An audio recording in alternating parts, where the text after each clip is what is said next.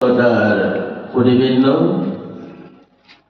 আজি ঘাইঙা যুৱ সংঘই মোক যি গধুৰ দায়িত্ব অৰ্পণ কৰিছে মই সিমানৰ যোগ্য নহয় যদিও দায়িত্বৰ খাতিৰত মই এই গধুৰ কামভাগ কৰিবলৈ আগবাঢ়িব বিচাৰিছোঁ যদি কিবা ভুল ভ্ৰান্তি হয় সকলোৱে যেন মোক মাৰ্জনা কৰে ধন্যবাদ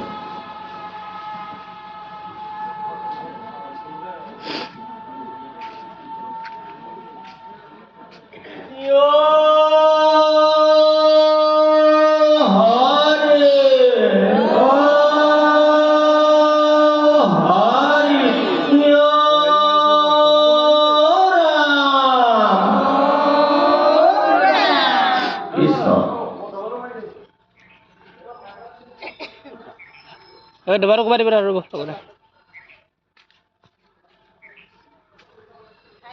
Mama.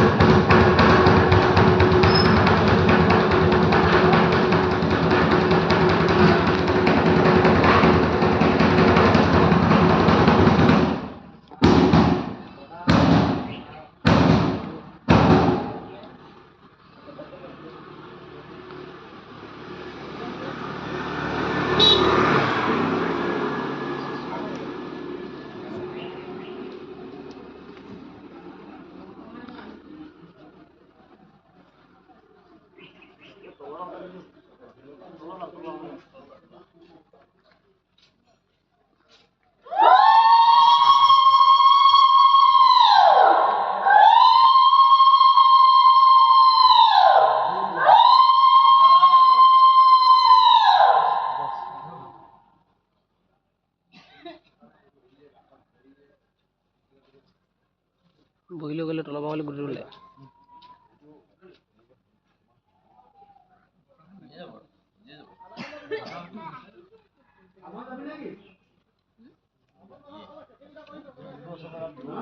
ধৰ্মধ্বজা বান্ধোতে ইয়াত 7টা পাক মানে আমাৰ বৈকুণ্ঠৰ 7টা খণ্ড আছে তাৰে ইয়াত মানে এটা হেৰি মানে প্ৰতীক এতিয়া আমি আমাৰ ধৰ্মধ্বজা লোক মহোদয় তেখেতৰ উদ্বোধনী ভাষণ ৰাখিবলৈ অনুৰোধ জনাইছোঁ সুধিবৃন্দ আজি ধৰ্মধ্বজাখন উত্তোলনৰ কাম হৈছে যদিও শেষ হোৱা নাই আমি গুৰুজনাৰ ঘোষাৰে আমি এই ধৰ্মধ্বজাৰ উত্তোলনৰ কামভাগ শেষ কৰি তাৰ পাছত মোৰ বক্তব্য ৰাখিম সকলোকে গুৰুজনাৰ ঘোষাভাগী সহযোগ কৰিবলৈ মই অনুৰোধ জনালোঁ হৰি নামৰ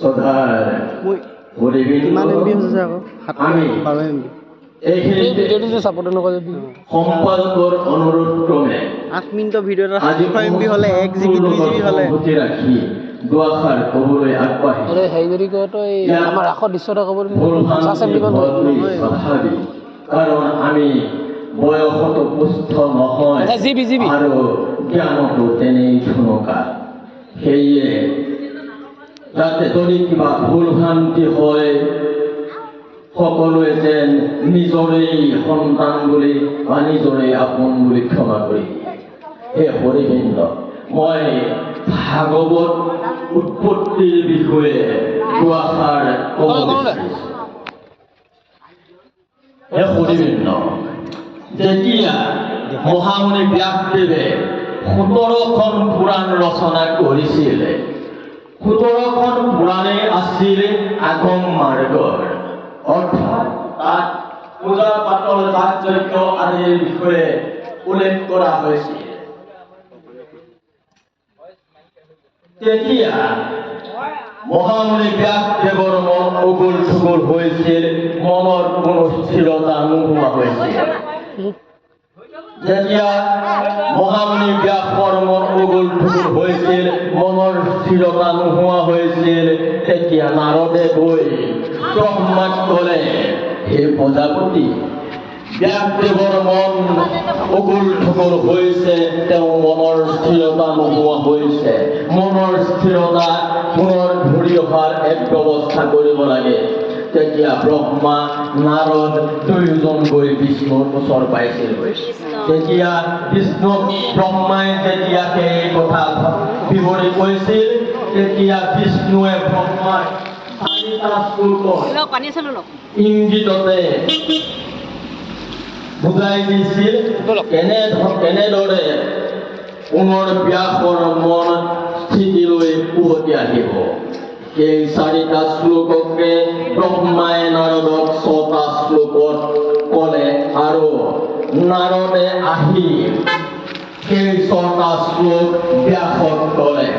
সেই 6টা শ্লোককে ব্যাসে ভাগৱত ৰচনা কৰিলে।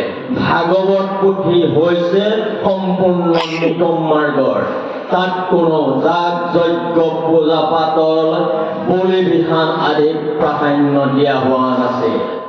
ব্যাসে যেতিয়া ভাগৱত ৰচনা কৰিলে প্ৰথমতে মাত্ৰ 10টা স্কন্ধহে ৰচনা কৰিছিল কাৰণ পিছত 2টা স্কন্ধ সংযোজন কৰা হৈছিল সেয়া ভাৰত যুদ্ধৰ পিছৰ কথা আৰু বাকীখিনি হৈছে বাকী 10টা স্কন্ধ হৈছে ভাৰত যুদ্ধৰ আগৰ কথা।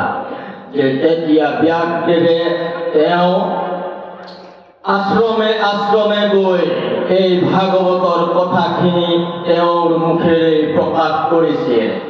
এদিন তেনেকৈ আহি নৈমিষাক কাননত অৰ্থাৎ নৈমিষা ক্ষেত্ৰত ব্যাসদেৱ উপস্থিত হ'ল আৰু 7 দিন 7 ৰাতি 60,000 ঋষিৰ সন্মুখত ভাগৱত ব্যাখ্যা কৰিলে। যেতিয়া ব্যাসদেৱ অন্য স্থানলৈ যোৱাৰ কথা অৱগত কৰিলে তেতিয়া ঋষিমুনিসকলে ব্যাসদেৱক কৈছিল হে মুনিশ্ৰেষ্ঠ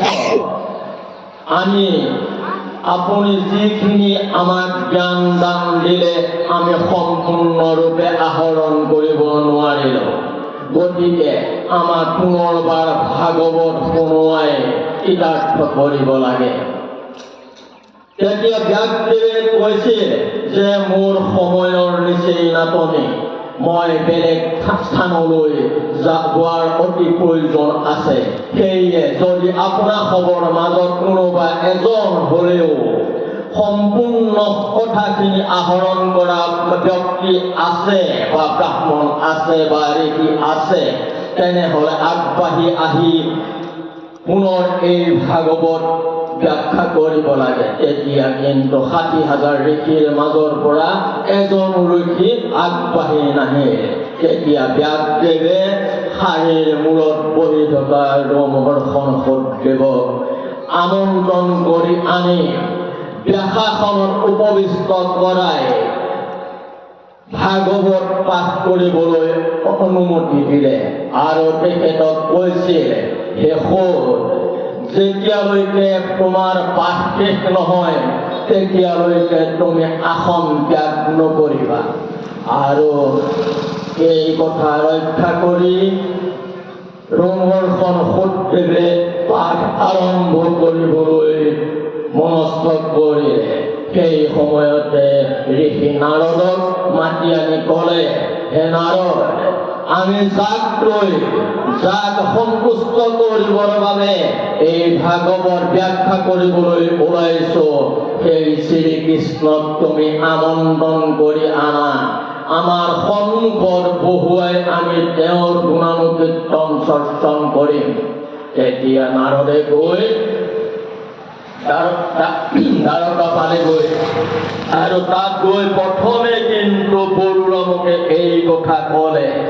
যেতিয়া বলোৰামক ক'লে, কৃষ্ণই নজনাকৈ বলোৰাম আহি নৈমিষা ক্ষেত্ৰ পালেহি। তেতিয়া সকলো ঋষিমুনিয়ে বলোৰামক থিয় হৈ সম্ভাষণ জনালে, কিন্তু গুৰু বাক্য উলংঘা কৰিব নোৱাৰি ৰোমহৰ্ষণ সত্যদেৱে আসন ত্যাগ কৰি বলভদ্ৰক সম্ভাষণ জনাব নোৱাৰিলে। আৰু বলভদ্ৰই ভাবিলে যে ৰোমহৰ্ষণ সত্যদেৱে আজি ভাগৱত ঋষিমুনিসকলৰ সন্মুখত ব্যাখ্যা কৰাৰ সুবিধা পায় মোক অৱমাননা বা মোক অপমান কৰিছে। সেই প্ৰথমতেই বলভদ্ৰ গোসাঁয়ে ৰোমহৰ্ষণ সত্যদেৱক নাঙলেৰে হানি হত্যা কৰিলে। আৰু তাৰ পাছতেই কৃষ্ণ আহি সেই স্থানত উপস্থিত হ'ল আৰু ৰোমহৰ্ষণ সত্যদেৱক সাৱটি ধৰিলে। আৰু সেই সময়তে ৰোমহৰ্ষণ সত্যদেৱ শ্ৰীকৃষ্ণৰ শৰীৰত বিলীন হৈ গ'ল। ঋষিমুনিসকলে বলভদ্ৰ গোসাঁইক ৰোমহৰ্ষণ সত্যদেৱক হত্যা কৰাৰ বাবে ব্ৰহ্মবধি পাপ কৰাৰ অপৰাধত 12 বছৰ বনবাসৰ কথা ঘোষণা কৰিলে। তেতিয়া শ্ৰীকৃষ্ণ আৰু বলভদ্ৰ দুয়োজনেই ঋষিমুনিসকলৰ চৰণত পৰি আঁতৰেৰে প্ৰাৰ্থনা জনালে যে এই শাস্তি লাঘৱ কৰিব লাগে। আৰু তেতিয়া ঋষিমুনিসকলে 12 বছৰৰ ঠাইত 12 মাহলৈ সেই শাস্তি হাত কৰি আনিলে। কিন্তু তেওঁ ক'লে, তুমি দিনে এসন্ধ্যাহে ভোজন কৰিব পাৰিবা। ঠিক তেনেকৈ যেতিয়া বলভদ্ৰ গোসাঁই বনবাসলৈ গুচি গ'ল আৰু তাত ৰোমহৰ্ষণ সত্যৰ মৃত্যুৰ পিছত তেওঁৰ পুতেক পুত্ৰ আনি সমস্ত পুৰাণৰ দায়িত্ব দিলে।